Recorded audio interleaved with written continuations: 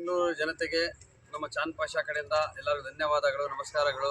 ನಾವೇನು ವಿನಂತಿ ಮಾಡ್ತೀವಿ ಅಂದರೆ, ಇವಾಗ 26ನೇ ತಾರೀಕು ಶುಕ್ರವಾರ ಬೆಳಗ್ಗೆ 6 ಗಂಟೆಯಿಂದ ಸಂಜೆ 7 ಗಂಟೆಯಿಂದ 6 ಗಂಟೆಯವರೆಗೂ ನಮ್ಮ ವೋಟಿಂಗ್ ಇರುತ್ತೆ.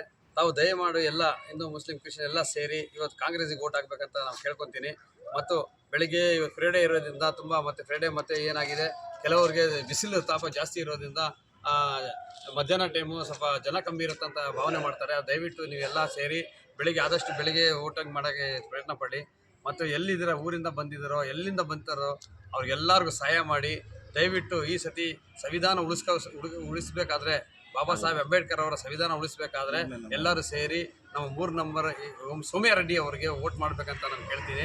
ಮತ್ತು ಇಲ್ಲಿ ಕರ್ನಾಟಕದಲ್ಲಿ ಎಲ್ಲೇ ವೋಟ್ ಆಗಲಿ ಅವ್ರು ಕಾಂಗ್ರೆಸ್ ಪರವಾಗಿ ವೋಟ್ ಮಾಡಬೇಕು. ಮತ್ತು ಏನು ಗ್ಯಾರಂಟಿ ಅವರು ಘೋಷಣೆ ಮಾಡಿದ್ದಾರೆ, ಮಾನ್ಯ ನಮ್ಮ ರಾಹುಲ್ ಗಾಂಧೀಜಿ ಅವರನ್ನು ಪಾಲನೆ ಮಾಡ್ತಾರೆ. BJP ಅವರು ಯಾವುದೇ ಗ್ಯಾರಂಟಿಗಳನ್ನು ಪಾಲನೆ ಮಾಡಲ್ಲ.